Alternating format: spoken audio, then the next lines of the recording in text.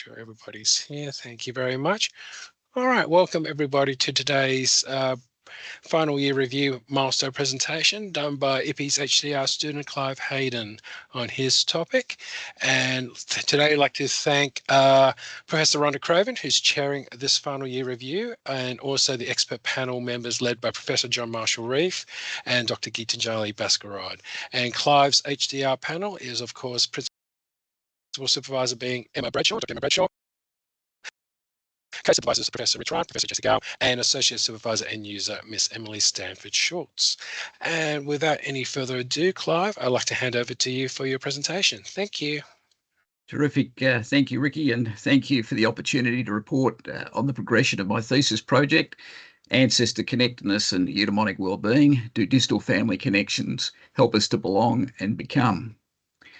As indicated in previous reviews, there's some evidence that participating in the family-related activity of ancestor story exploration may be linked with basic psychological needs satisfaction and indicators of eudaimonic well-being. Thus, the underlying objective of my thesis project is to investigate and test the premise that exploring ancestor stories will be linked to indicators of eudaimonic well-being.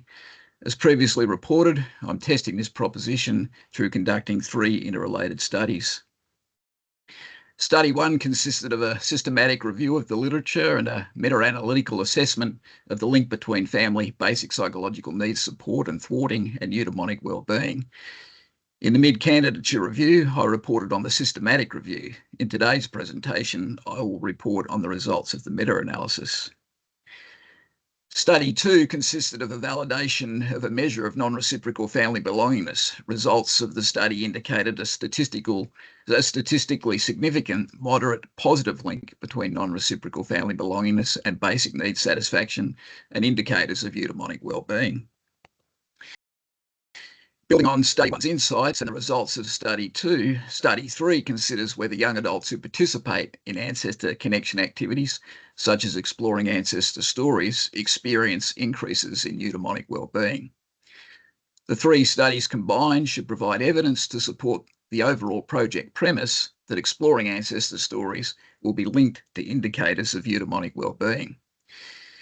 In this presentation, I will present the results of Study 1, review the concept of ancestor belonging, and provide an overview of Study 3. Based on self-determination theory's propositions that 1, basic psychological needs support is associated with eudaimonic well-being, and 2, that proximal social contexts such as family environments can either support or thwart basic psychological needs, in Study 1, I tested the following hypotheses. There will be a positive association between basic psychological needs support in the family and eudaimonic well-being, and there will be a negative association between basic psychological needs thwarting family environments and eudaimonic well-being. Based on self-determination theory's proposition that basic psychological needs are universal, I also expected that the effect would apply equally across gender, continuous age, global region, and parent type, or in other words, mother and father. Analysis of extracted data was performed using R, and I performed a 3-level meta-analysis.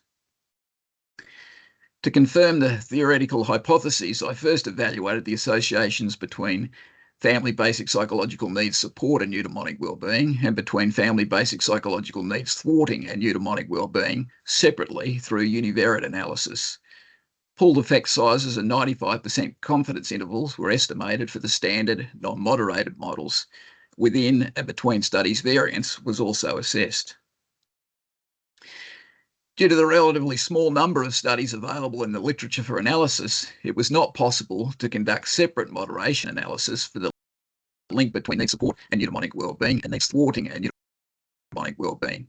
As such, scores for needs thwarting were reverse-coded to keep all effect sizes in the same direction for calculating the pooled effect and subsequent moderation analysis. I tested the generalizability of the link between family needs support thwarting and eudaimonic well-being by assessing the variability in effect sizes across studies of 4 moderators: gender, age, global region, and parent type. Within and between studies, variance was also assessed. From the 42 eligible studies, 175 effect sizes were extracted. The total number of participants across the studies was 34,617, drawn from 44 countries. North America contributed 23 or 52% of studies. The proportion of females was 60%. The average age of participants was 22. Studies were predominantly cross-sectional, with less than a quarter being longitudinal studies. As predicted, and in line with self-determination theory, univariate analysis showed a significant moderate positive link between family basic psychological needs support and eudaimonic wellbeing, R equals 0.22, and a significant small negative link between family basic psychological needs thwarting and eudaimonic wellbeing, R equals minus 0.3. With scores reversed for thwarting because of the low number of thwarting studies, the overall pooled effect for the link between family basic psychological needs support thwarting and eudaimonic wellbeing was positive, moderately sized and significant, R equals 0.20. The results suggested meaningful variance and provided support for conducting moderation analysis. While the link between basic needs support thwarting was positive for both males and females, meta-regression results indicated that this link was statistically significantly strong in male samples, R equals 0.34. In this model, the slope for female proportion was negative and statistically significant. That is, as the proportion of females increased in the studied samples, the association between family basic needs support and eudaimonic wellbeing weakened. But on this model, the predicted effect size for a female sample was R equals 0.10. One possible explanation for this result is that because, as the results of some studies suggest, females perceive higher levels of need support, their well-being may be felt less strongly than males who receive less support for basic needs. In other words, if males generally experience more need thwarting, when they do receive need support, they receive a stronger sense of eudaimonic well-being. As testing continuous age based on the possibility that the influence of family needs support thwart may be stronger for children and adolescents who are still dependent on their parents, I also tested for moderation by age category, under 18 and adults. In line with the hypotheses, neither continuous age nor age category were found to be significant moderators. These results are consistent with self-determination theory's proposition that family basic needs support thwarting impacts eudaimonic well-being similarly, regardless of developmental stage. Providing support for the hypothesis and self-determination theory's proposition that support for basic needs can be generalised across cultures, there was no moderation by global regions. Additionally, there was a statistically significant moderate link between family basic psychological needs support thwarting for all 5 regions. There was no statistically significant difference between mothers and fathers. In fact, their results were almost identical. R equals 0.15 for mothers and R equals 0.14 for fathers. This suggests that both mothers and fathers influence children's eudaimonic well-being through basic needs support thwarting behaviours. An important objective of the study was to evaluate the influence of family members other than parents. However, only 6 studies indexed family member and none specified the type of family member. Therefore, the results of this study are predominantly related to parents. To assess if there was any difference between support for autonomy, competence and relatedness, I created 4 support type categories: autonomy, competence, relatedness, and a combination of support for all 3 needs. While all categories had small to moderate significant links with eudaimonic well-being, relatedness had the strongest link with a moderate result of R equals 0.23. These results are consistent with Ryan and Deasy, who argued that the 3 basic psychological needs are reciprocal, and depending on the context, any of the 3 can play a more dominant role. The results of this meta-analysis suggest that when parents and other family members provide support for an individual's autonomy, competence and/or relatedness, such support will likely be associated with increases in eudaimonic well-being, manifested as integrated identity development, intrinsic goal orientation, and meaning in life. In contrast, when parents and other family members thwart an individual's autonomy, competence and/or relatedness, such thwarting will likely be associated with decreases in eudaimonic well-being. These results can be generalised across gender, age, global region and parent type, but the influence of family support thwarting on eudaimonic well-being is stronger for males than females. The meta-analysis just discussed suggests that family basic psychological needs support links positively with eudaimonic well-being. It also revealed extensive research on the benefits of proximal and reciprocal parent-child connections. However, little is known about a sense of connectedness to more distal family, including deceased ancestors, and its influence on relatedness satisfaction and eudaimonic well-being. This distal sense of connection that I refer to as non-reciprocal family belonging is likely a central element to understanding the link between ancestor story exploration and eudaimonic well-being. Before proceeding to a discussion of Study 3, I'll take a few moments here to describe the proposed nature of non-reciprocal family belonging.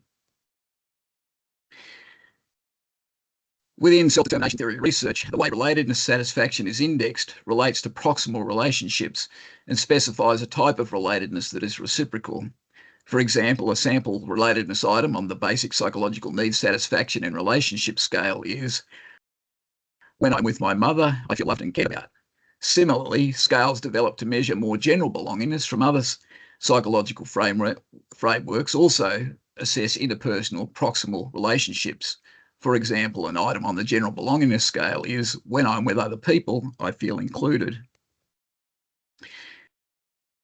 However, there is evidence that people can also experience a sense of belonging to distal others who are not physically present, who do not reciprocate our concern for them, and who do not provide basic psychological needs support, yet with whom we feel connected due to shared biology, history, traditions, interests, heritage, values, and/or goals.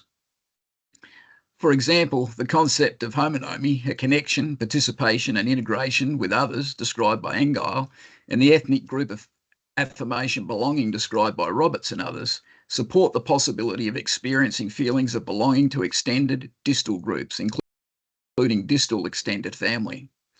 This type of distal, non-reciprocal connection with extended family is what constitutes the concept of non-reciprocal family belonging. It has also been suggested that such a sense of belonging to distal living and deceased ancestors can be achieved through perceiving oneself as part of an ongoing intergenerational narrative. Describing an ecological systems approach to family narratives, Clive and Merrill identify an exosystem of family narratives that foster a sense of self embedded in the stories of past experiences and events, including family history stories told by living parents and grandparents to their children and grandchildren. Consistent with Clive and Merrill's ecological systems approach to family narratives, I propose that perceiving oneself as being part of an ongoing intergenerational story is at the heart of non-reciprocal family belonging. Additionally, based on Hardowitz and Jarvis's qualitative assessments of ancestor knowledge and meaning, I propose that non-reciprocal family belonging is fostered by both knowledge of ancestors and the personal meaning derived from that knowledge, what can be referred to as ancestor resonance. Examples of intergenerational historical knowledge include knowing the names of grandparents, knowing when and where one's grandparents and parents were born, and knowing the country of origin of grandparents or great-grandparents. Ancestor resonance is defined as feelings of identification, intimacy, and empathy with and for ancestors. Such feelings are derived from an individual's interpretation and application of their ancestor knowledge within their life narrative, a process of meaning-making. I propose such ancestor resonance and the knowledge undergirding it are the sources and key indicators of non-reciprocal family belonging. Although non-reciprocal and thus non-supportive, I hypothesise that the need for relatedness may still be satisfied by non-reciprocal family belonging because individuals experiencing it feel connected to and significant among the larger distal family group. Further, when individuals resonate with and feel that those distal family members are important, thinking about those distal family members likely fosters non-reciprocal relational feelings such as warmth, pride, honour, loyalty, gratitude, empathy, forgiveness, and identification. However, consistent with self-determination theory, non-reciprocal family belonging could only act as a pathway to satisfying the need for relatedness if the meaning an individual derives from their knowledge of ancestors fosters needs satisfaction as opposed to needs frustration. In this regard, important to any consideration of the nature of non-reciprocal family belonging is the interpretation and application of difficult ancestor stories and whether such stories can foster ancestor resonance. It is highly likely that every human being has made mistakes and faced challenges and difficulties. As such, it should come as no surprise that some people will come across stories of ancestors who made mistakes, behaved badly, committed crimes, caused trauma, and experienced trauma. Because reflecting on such difficult ancestor stories risks provoking negative emotional and psychological responses, it is important to understand how such stories can be reflected on in ways that promote ancestor resonance and, in turn, relatedness, satisfaction, and eudaimonic well-being. Raven outlines a self-determination theory approach to stress and trauma that is relevant to considering how to reflect on difficult ancestor stories in ways that promote non-reciprocal family belonging. Raven defines stress and trauma as challenges resulting from person-environment interactions. He then outlined a hierarchy of challenges: trivial challenges, optimal challenges, and overwhelming challenges. Trivial challenges relate to everyday tasks that an individual can complete with little or no stress. Optimal challenges are defined as tasks at the edge of an individual's capacity that generate moderate stress and to which a person must apply a reasonable degree of physical and cognitive energy. Raven argued that optimal challenges foster learning and development. Finally, Raven classified overwhelming challenges as those that overwhelm an individual's physical and psychological resources, resulting in experiences of stress and trauma. Overwhelming challenges result in basic psychological need frustration that can lead to maladaptive behaviours and psychopathology. Raven suggests that mastering challenges can be understood in terms of integrative internalisation. That is, as a person autonomously develops the knowledge, skill, and psychological capacity to successfully negotiate the challenge, such capacity becomes a part of the self, and the challenge can be said to be integrated. In this way, reflecting on difficult ancestor stories can be classified as a challenge that requires a person to understand and successfully execute the processes needed to autonomously integrate difficult ancestor stories into their life narrative and the ever-evolving intergenerational family narrative. In this regard, Harkowitz and Jarvis suggest that because reflecting on and drawing meaning from ancestor stories is a process of story construction and reconstruction, difficult ancestor stories can be reframed such that they can be coherently integrated into one's life narrative. In this way, individuals can transform overwhelming difficult stories into optimal challenges because they can control and change the script in ways that promote ancestor resonance. In other words, people can imagine a different story, one that does not hold them captive. They can find narratives of resilience, forgiveness, courage, gratitude, determination, reconciliation, empathy, redemption, and hope in the stories of human weakness, difficulty, depravity, and trauma. In line with Raven's model, exploring difficult ancestor stories can remain an optimal challenge when individuals can autonomously reflect on difficult ancestor stories in caring environments where one's perspectives and emotions are validated, and when they have the personal resources and/or social supports to construct narratives that include understanding, compassion, empathy, forgiveness, and acknowledge that we all make mistakes, that humans can be inhumane, and that we can learn and grow from mistakes, including the mistakes and inhumanity of ancestors. This is not to suggest that the empathy, forgiveness, and healing that is possible through reflecting on difficult ancestor stories is easy or quick. However, it does suggest that there are ways such stories can be transformed to foster non-reciprocal family belonging. While for some, the process of constructing optimal, need-satisfying narratives of ancestor resonance from difficult ancestor stories can be a self-guided process, others will require professional counselling to navigate, draw positive meaning from, and achieve a sense of non-reciprocal family belonging from such stories. In summary, I propose that non-reciprocal family belonging includes having some knowledge of ancestors, experiencing ancestor resonance, identification, intimacy, and empathy, and the capacity to construct coherent, integrated narratives from difficult ancestor stories. Obviously, it would be important to test such a proposition However, no measure of non-reciprocal family belongingness existed with which this proposition could be tested. Accordingly, in Study 2, using a convenient sample of 971 American adults, I adapted other measures of belongingness to develop and validate a measure to assess people's non-reciprocal family belongingness, and then tested its association with indices of optimal functioning. As reported in the mid-candidature review, in Study 2, consistent with the hypotheses, I found non-reciprocal family belongingness had a significant, moderate positive correlation with all measures of optimal functioning. Examples of correlations include R equals 0.42 for the dimensions of identity development, R equals 0.37 for self-regulation, R equals 0.41 for intrinsic aspirations, R equals 0.43 for engaged living, and R equals 0.48 for meaning in life. To test the independent predictive utility of non-reciprocal family belongingness beyond that of eudaimonic well-being, I also conducted sequential regressions using a eudaimonic supervariable to predict indices of well-being, and then added non-reciprocal family belongingness to the model. In all cases, non-reciprocal family belongingness added statistically significant predictive utility to the model. Non-reciprocal family belonging accounted for an additional 3.39% in the variance for vitality, 2.19% in the variance for life satisfaction, 0.75% in the variance for depression, and 0.8% in the variance for anxiety. In an effort to better index both ancestor knowledge and ancestor resonance, in preparation for Study 3, the non-reciprocal family belongingness instrument items have been expanded.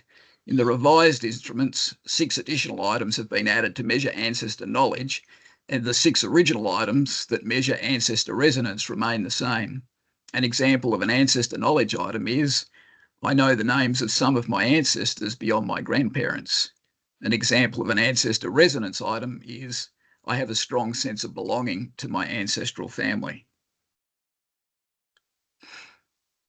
One area where enhancing non-reciprocal family belonging may be particularly relevant is when considering how to support the positive development of late adolescents who are at a critical stage of exploring and committing to identity-relevant values, goals, relationship and roles, all important aspects of eudaimonic well-being. As part of late adolescent identity development, it may be that exploring ancestor information and stories can be a catalyst for late adolescents to experience related satisfaction and eudaimonic well-being.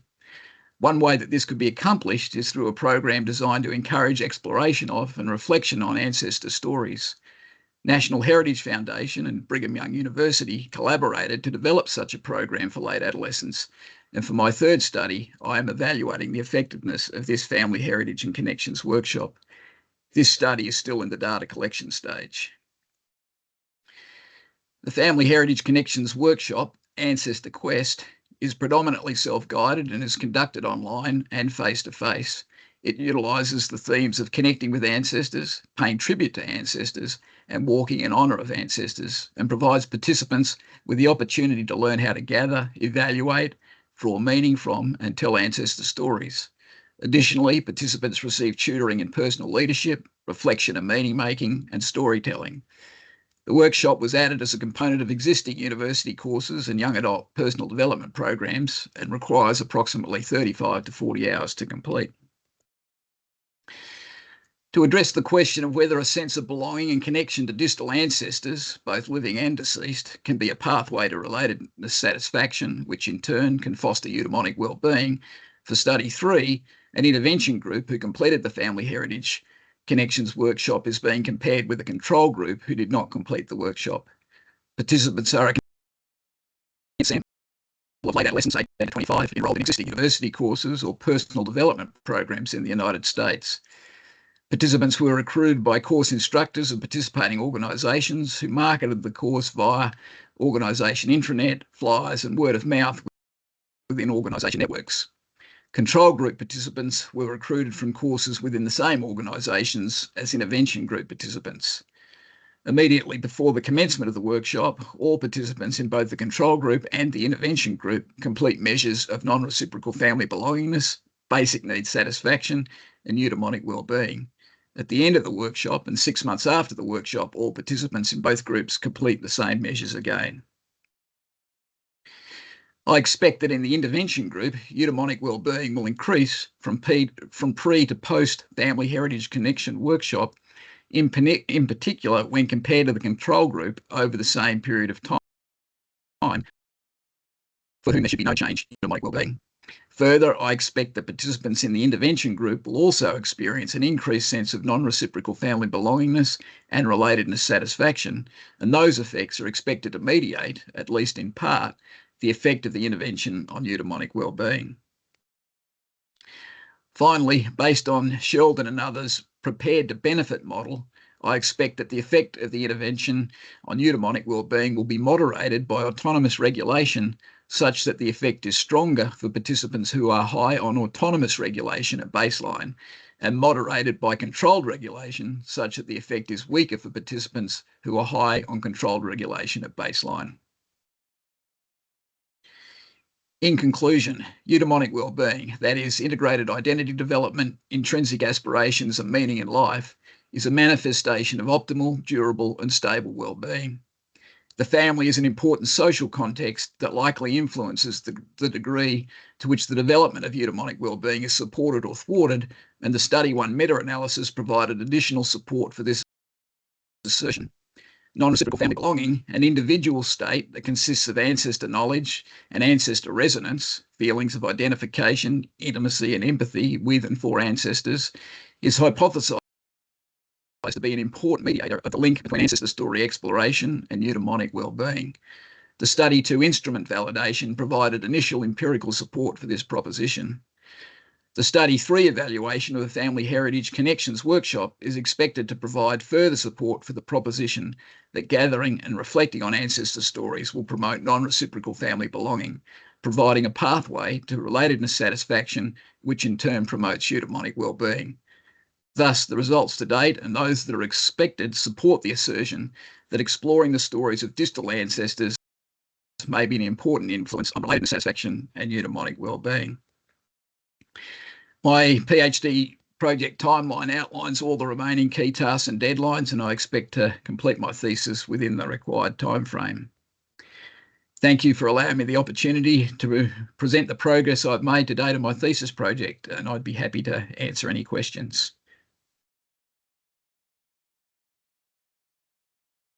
Well done, Clive. Thank you.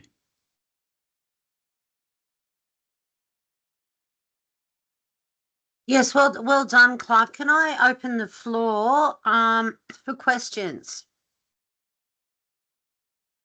I've got a couple of questions. Happy to start us off.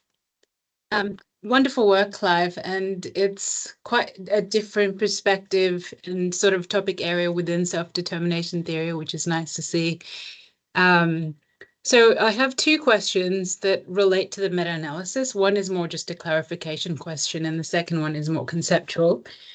With the first one, could you give me a bit more information about the link between support and thwarting and well-being across gender? The way that I understood that you did that was using the proportion of females in the study as the moderator. And then you presented two figures, one for male and one for females, so 0.34 and 0.10, 0.11 or something. Was that for samples that were 100% male versus 100% female? Is that how you did that? That's correct, yes. And were there a fair few studies that had sort of male-only and female-only samples? I believe that is a model derived through the meta-analysis process. So rather than looking specifically at the studies, it took the data and then created those hypothetical samples, if you like. Okay, sure. Thank you. And Emma can correct me if I'm wrong with that, but she was nodding along. So good. Okay, and then the second one is, as far as I understand, within SDT, there's a sense that satisfaction and frustration are related but two distinct concepts as opposed to being two ends of the same spectrum. Is it similar for thwarting versus support? And if so, and obviously you don't have enough studies for thwarting, so it's not sort of a reanalysis or anything I'm suggesting, but just more of a thinking of, if you did have enough studies for both, would you have seen differences in, say, the moderators? For instance, with the male versus female, you cited a few previous studies in your written document that had like differing results. So say there was no moderation for gender, or females had more need satisfaction. Do you have a sense of whether that might have been different if you had enough studies to separate those two out? Yeah, that's a good question. I mean, based on our understanding of self-determination theory, you would think that where needs thwarting is present, then eudaimonic well-being would obviously decrease, and perhaps that might have shown up. And I guess it depends on what it was that was impacting the female result. You know, was it the fact that they were receiving needs thwarting that they had less eudaimonic well-being, or is it the fact that because they received needs support more often than males that they just don't experience the eudaimonic well-being as strongly? So it's probably hard to tell without being able to know what the influence actually is. But the previous studies, I think, suggest that what they have found is that females tend to experience an increase in need support, or higher levels of need support, than males. And so for that was the proposition that I put forward, that because of that, then they're less likely to experience eudaimonically as strongly as males who might receive more need thwarting. Okay, great, thank you.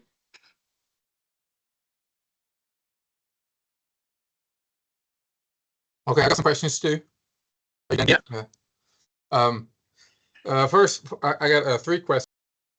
But first, I want to say the responsiveness to from the mid-year review to the final year review, it was exceptionally well done. When I read this document, it's obvious that you put a lot of effort and reflection and seriousness into the concerns, and you addressed them and solved them. So before I ask them some meddling questions, I want to put that out there.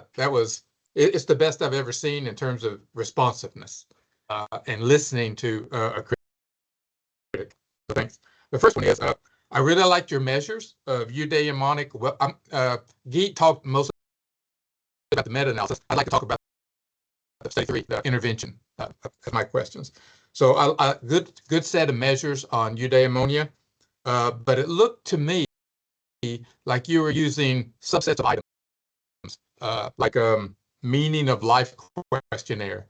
You weren't using the meaning of life questionnaire. You picked items, and you did that for some other ones, engaged living, something like that. So I like the measures, but it looked like you were not using them. Could you respond to that? How are you measuring these dependent measures? Are they valid, robust scales? Yeah, no, fair question. So we did take the complete scale and then took items from those complete scales as a way of being able to address the issue of how many questions that the participants would need to answer. You know, I think overall they're up to about 80 different questions, and so trying to assess each of those components of eudaimonic well-being, while at the same time not getting to the scale being too big and too onerous for the participants. I guess that was our trade-off. That's the rationale behind that. This is a trade-off we all face, and are you okay with making that trade-off? Well, that'll depend on how much criticism you provide. It's actually interesting. I've been doing a little bit of work with a former professor of mine at BYU, and we're looking at another study, and he and his associates are actually utilising a completely different style, where they only have 1 or 2 questions, but they have a scale that's much broader to try and capture it, so without being onerous, but giving a greater width of response, if you like. So I don't know the answer to that question, Professor. To be honest, I'm not experienced enough to really be able to know, but I guess I'm being guided, and if I was to receive feedback that it wasn't suitable, then we'd have to deal with that for sure. Okay, fine. Trust the advisors; they're pretty good. Second question. There's not a data analysis section in study 3, so I was going to ask, how are you going to analyze your data? So how will you know if you have main effects, mediation effects, and moderation effects? How do you produce a statistic that says the moderator is there, or the main effect, or the mediation? Yeah, so this isn't a strong point of mine, but I mean, we just use the standard statistical processes, regression analysis and so forth to put together non-reciprocal belonging as opposed to eudaimonic well-being, and then test for the mediation and the moderation using those standard statistical techniques. And that's, it isn't in there because I haven't got to that point yet. That's the next stage, and so I'll be, like the rest of this project, learning on the go when it comes to statistical analysis. Okay, I understand that. But my third question is right to your strength. The Ancestor Quest workshop / intervention experimental manipulation. Help me. It's like it's 35, 40 hours. It's 10, 11 phases or weeks, something like that. So I can't find the active ingredient in that experience that's going to create belongingness and identity and meaning in life and things like that. What is it? What's the active ingredient? I know that's a vague question, so I thought of an example. Richard Ryan did a study where he had people go on a walk. Half of the people walked in nature and half the people walked in a concrete tunnel. So they both walked, and the active ingredient was exposure to nature. So I understand what the independent variable and how it causes well-being and things like this. So I go through this 35, 40 weeks. What's the active ingredient? What magic happens to me to create this belongingness during these 35 minutes? Yeah, 35 hours.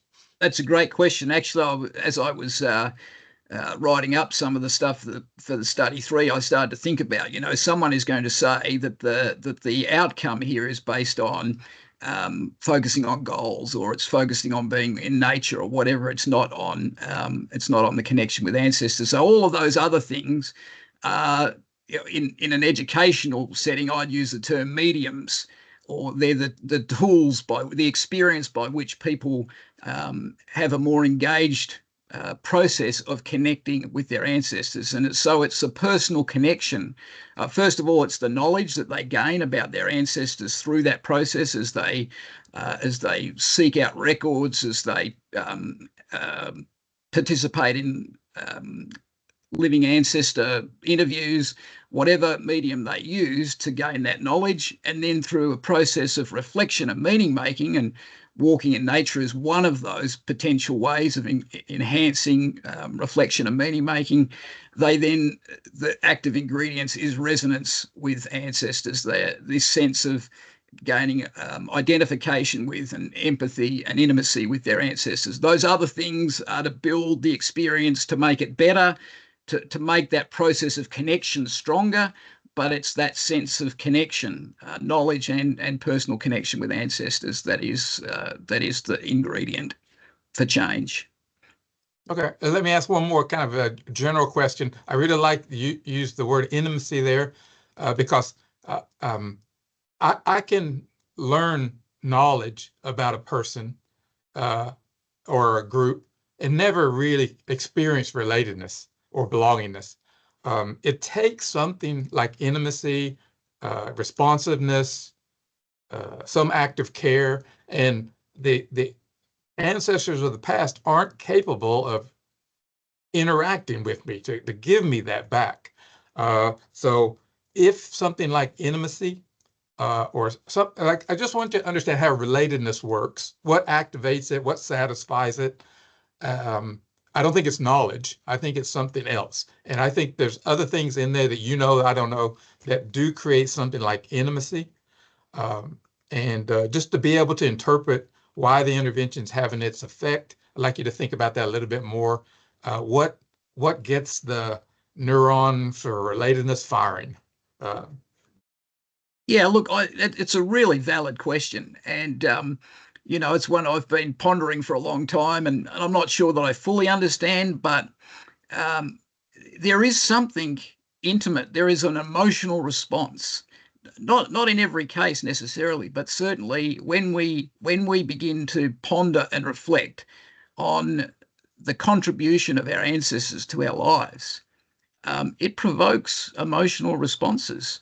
I mean, I think of my my great-great-grandfather, the first to come to Australia, his experiences, the sort of person that he was, what I know about him. He was a man of integrity, a man of faith, and that inspires me, and that moves me because I feel some personal connection to that. Now, he's not here. I don't know him. I've never met him. I've never set eyes on him. And yet I feel that personal connection. That's an intimate response as I understand it. And so that response can be a pathway, I think, to relatedness satisfaction, a pathway to this idea that we're connected to this larger group and that we belong to that larger group, and they're a part of us, and those that are going to come after us are a part of us, and what we do will contribute to them, just like those who've gone before us have contributed to us. And it's a valid question. That's the best answer I can give on that, I think. Okay, thanks very much. Thank you. Mindful Thank of you. time, Rhonda, do you have any last comments or questions as the chair? No. All right. Well, thank you very much, everybody. Clive, extremely well done. It's an extremely interesting topic. So again, thank you very much, Clive, for. Oh yes, Jesse. You're on mute. I missed that. Yeah, no. It's all right. Sorry. No, that's all right. Just want to say thank you very much, Clive, on your presentation. And I'd like to ask the panel and supervision panel and the FYR panel to stay online to do some deliberations. But for everybody else, thank you very much and have a wonderful afternoon. And Clive, Emma will be in touch with you. Terrific. Thank you, everybody. Appreciate it. Thank you, Thanks, Clive. Clive. Bye.